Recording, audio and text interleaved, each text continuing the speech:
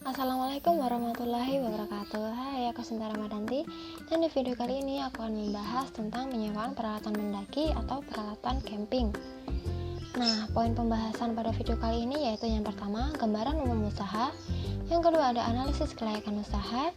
Yang ketiga ada analisis SWOT atau yang sering kita dengar.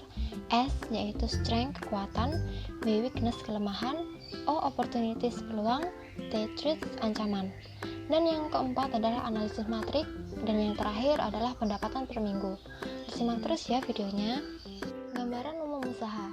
Jenis usaha ini yaitu usaha jasa penyewaan peralatan mendaki dengan nama usaha Ayasa Outdoor yang beralamatkan di Perumnas Bumi Karangasem Ngawi, RT 6 RW 13 dengan nomor telepon atau nomor WA 0858 5050 1614. Nah, bagi kalian yang ingin menyewa peralatan mendaki atau camping yang lengkap berkualitas, silahkan telepon atau WA di nomor yang tertera di atas.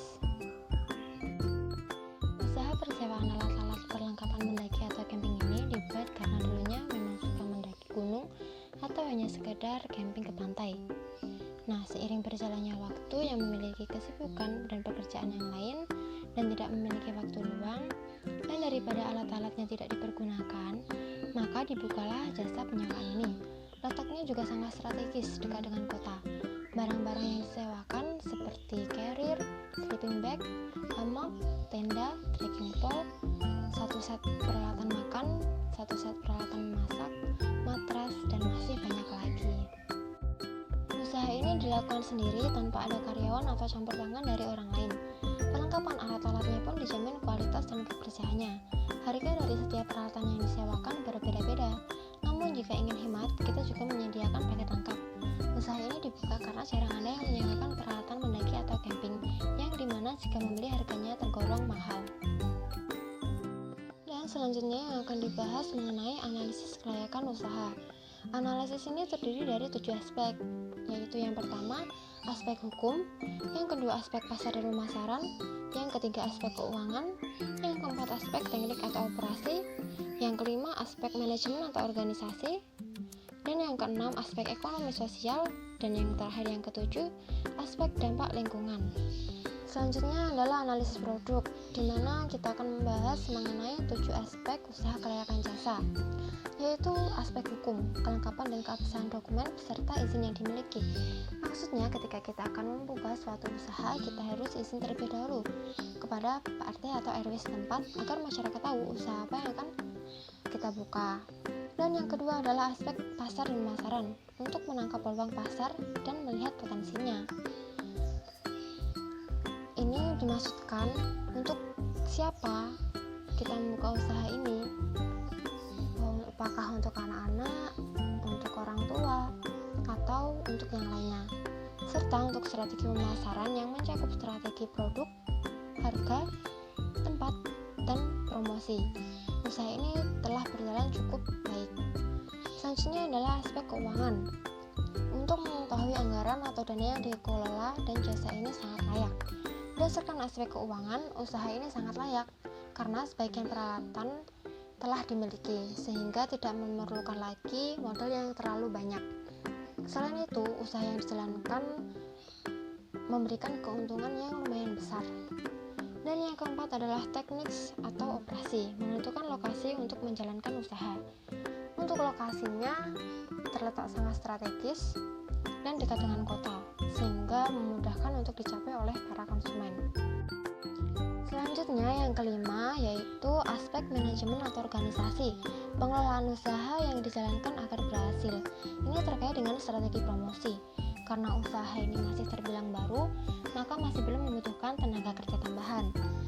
Nah, yang keenam adalah aspek ekonomi sosial, untuk melihat seberapa besar pengaruh yang berkaitan dengan adanya usaha ini di bidang sosial masyarakat dan dampak positif maupun dampak negatif. Dari aspek berikut, usaha ini memberikan dampak yang positif bagi pengusaha maupun masyarakat setempat. Dan yang terakhir yang ketujuh adalah aspek lingkungan atau aspek dampak lingkungan. Analisis mengenal dampak lingkungan atau yang sering disebut AMDAL, rencana usaha dengan tujuan agar tidak memberikan dampak yang buruk. Nah, usaha ini untuk menyingkapi persaingan bagi salah satu yang menjadi pemicu untuk lebih meningkatkan kualitas dan kinerja. Selanjutnya adalah analisis SWOT. Yang pertama, strength, kekuatan, karakteristik bisnis yang memberikan keunggulan yang dominan dibanding yang lain. Nah, karakteristik ini memberikan pengusaha kekuatan untuk membuka atau memperluas usahanya. Yang kedua ada weakness atau kelemahan. Kelemahan yang terjadi dalam usaha bisnis itu merupakan hal yang sangat wajar. Yang ketiga adalah opportunities atau peluang. Komponen di lingkungan yang dapat dieksploitasi dan mencangkup strategi pemasaran produk, harga, dan lain-lain. Dan yang keempat adalah threats atau ancaman, kondisi eksternal yang dapat mengganggu dan menyebabkan masalah atau kerugian usaha.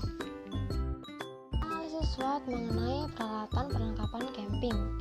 Yang pertama adalah strength, keunggulan dalam peralatan penyewaan alat-alat camping yang lengkap serta berkualitas. Yang kedua, weakness. Dalam usaha ini, kelemahan menjadi faktor penghalang. Misalnya, kurangnya faktor promosi dalam menjalankan usaha, dan usaha ini masih belum dikenal banyak orang. Dan yang ketiga, ada opportunities. Jarang ada yang membuka usaha seperti ini dengan harga yang sangat terjangkau. Yang keempat adalah threats, hilangnya kepercayaan konsumen dan adanya pesaing lainnya. Nah, bisa dilihat di sini ada tabel matriks SWOT, di mana matriks SWOT itu gabungan antara komponen-komponen. Ada kekuatan, kelemahan, peluang, dan ancaman. Dan matriknya yaitu kekuatan dan peluang atau SO, kelemahan dan peluang atau WO, kekuatan dan peluang atau ST, dan yang terakhir ada kelemahan dan peluang atau yang disingkat WT. Nah, kalian bisa membaca tabel matriks ini. Dan yang selanjutnya yaitu pendapatan per minggu. Minggu pertama membuka usaha tanggal 15 sampai 21 Oktober 2020. Penghasilannya itu 30.000. Minggu kedua tanggal 22 sampai 20 Oktober. Penghasilannya 135.000. Minggu ketiga 29 sampai 4 November. Penghasilannya 160.000.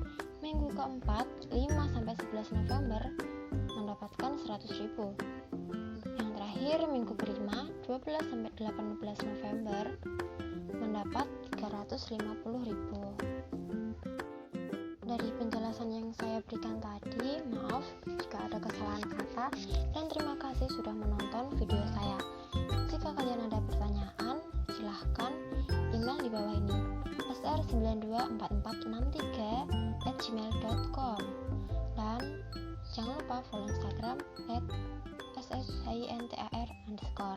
Terima kasih. Wassalamualaikum warahmatullahi wabarakatuh.